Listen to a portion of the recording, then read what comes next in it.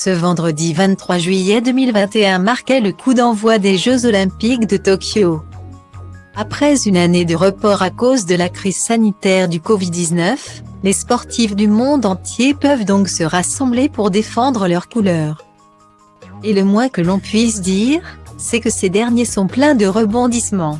Entre le retour fracassant de Florent Manodou, une équipe de judo plus soudée que jamais ou la disqualification polémique du boxeur Mourad Aliyev.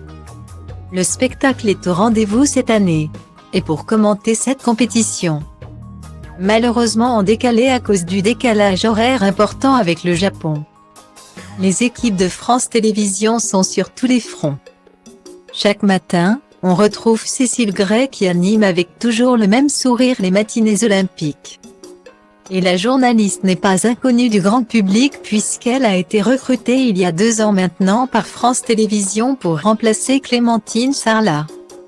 Et la spécialiste du rugby a rapidement fait l'unanimité auprès des internautes. Interrogée par Le Parisien, elle a fait des confidences sur cette soudaine mise en lumière. « J'ai mis des années à me sentir légitime. Je craignais d'être prise pour une imposture et là, j'ai dû tout remettre à zéro. Alors, j'ai beaucoup travaillé », commence la journaliste de 33 ans. Quelques minutes plus tard, Cécile Gray est revenue sur son premier direct, samedi 31 juillet 2021 marqué par un incident technique dès 6h47, les premières minutes ont été vraiment dures. Je savais qu'on allait me juger en 2 secondes. J'étais hyper stressée. Je crois que ça s'est vu. Non. Il y a l'exposition, la pression et la durée. C'est la première fois qu'on me confie un poste aussi important.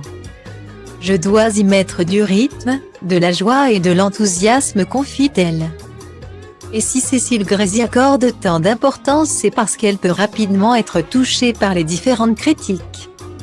Raison pour laquelle elle n'a pas ouvert Twitter pour son premier jour. Certains disent qu'ils se moquent des critiques. Moi, la méchanceté digitale, ça me touche. J'ai été rassurée le soir en voyant tous les messages sympathiques.